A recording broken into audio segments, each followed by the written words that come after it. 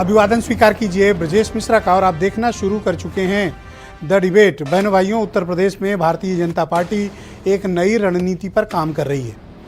BJP की रणनीति यह है कि पिछली बार यानी 2019 में उसे जिन 16 सीटों पर उत्तर प्रदेश में पार्लियामेंट्री सीटों पर नुकसान उठाना पड़ा था उसको वो कैसे जीते।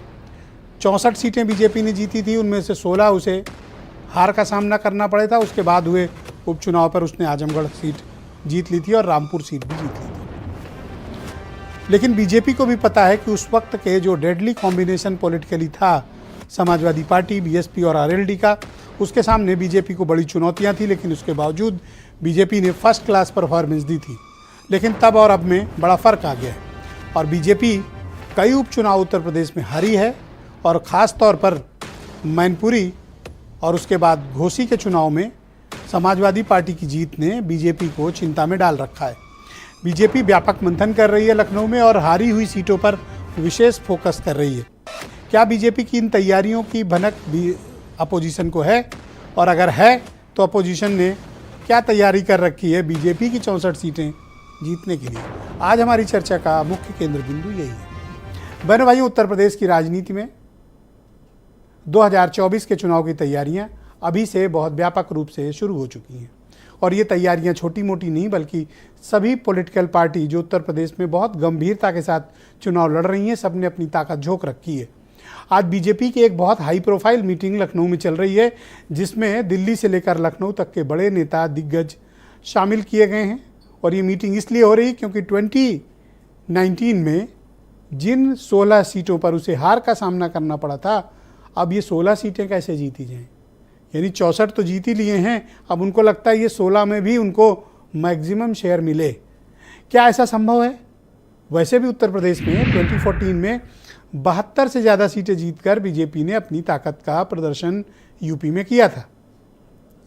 अब जब 2024 का चुनाव नज़दीक है और 2019 जैसा कोई मेगा अलायंस भी नहीं है, इस बार अलायंस है इंडिया अलायंस, लेकिन उसका जो मेजर पार्टनर था लखनऊ यूपी में बहुजन समाज पार्टी, इस बार वो साथ नहीं है।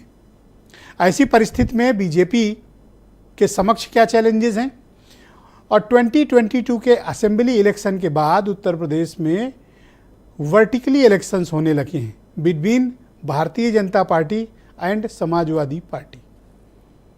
राजनीतिक तासीर बदल गई है उत्तर प्रदेश के भीतर। यही कारण है कि वो कॉम्बिनेशन न होने के बावजूद बीजेपी को ये लगता है कि अगर हमने व्यापक तैयारी नहीं की तो विपक्ष कोई कमजोर खिलाड़ी उत्तर प्रदेश में नहीं है।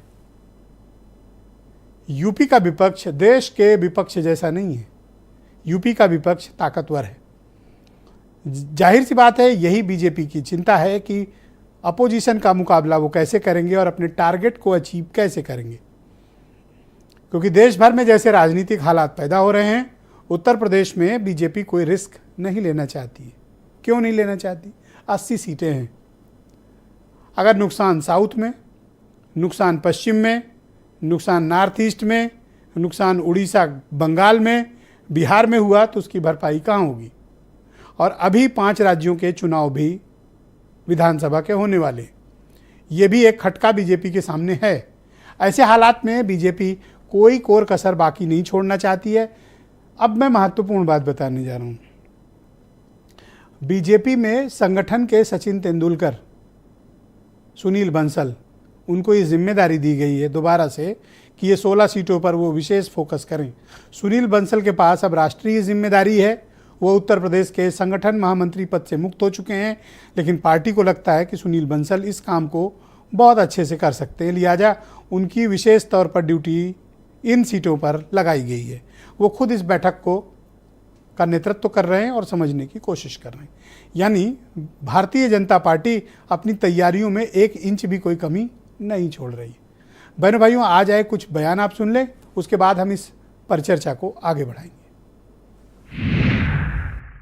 पिछली बार सीटें ऐसी 16 सीटें थी जो जीत नहीं पाए थे, बाद में 2 सीटें हम आजमगढ़ और रामपुर जीत गए, तो 14 सीटें हमारी लोकसभा प्रवास योजना के अंतर्गत हैं। और माननीय सुनील बंसल जी हमारे राष्ट्रीय महामंत्री हैं और वो इन सब सीटों के कामकाज को केंद्रीय पार्टी की ओर से देख रहे हैं। तो भारतीय जनता पार्टी पूरी तरह से घबरा गई है। आरएसएस को पूरी तरह से एहसास हो गया है कि 2024 में ये इलेक्शन हारने जा रही है और इंडिया गठबंधन जब से बना है तब से भारतीय जनता पार्टी और आरएसएस दोनों परेशान है, क्योंकि जनता आज की तारीख में महंगाई से, बेरोजगारी से और इनकम इनइक्वलिटी से पूरी तरह से प्रभावित है। और उत्तर प्रदेश की जनता को धोखा देने वाले मंथन ही करते रहे, क्योंकि अभी कुछ सीटों पर कर रहे हैं। हम ईश्वर से प्रार्थना करेंगे कि भारतीय जनता पार्टी को ईश्वर ये अवसर दें कि 2024 के बाद सभी सीटों का मंथन करें। तो बहनों भाइयों, आज की परिचर्चा को आगे बढ़ाते हैं। संजय चौधरी उत्तर प्रदेश में बीजेपी के प्रवक्ता हैं, मनोज काका समाजवादी पार्टी के प्रवक्ता हैं, सुरेंद्र राजपूत कांग्रेस से हैं, आसिम वकार एमआईएम के राष्ट्रीय सचिव और प्रवक्ता हैं और उत्तर प्रदेश के प्रभारी हैं, केपी मलिक देश के जाने माने पत्रकार और वीरेंद्र सिंह जी हमारे स्टेटेड। शुक्रिया और धन्यवाद आप सभी का।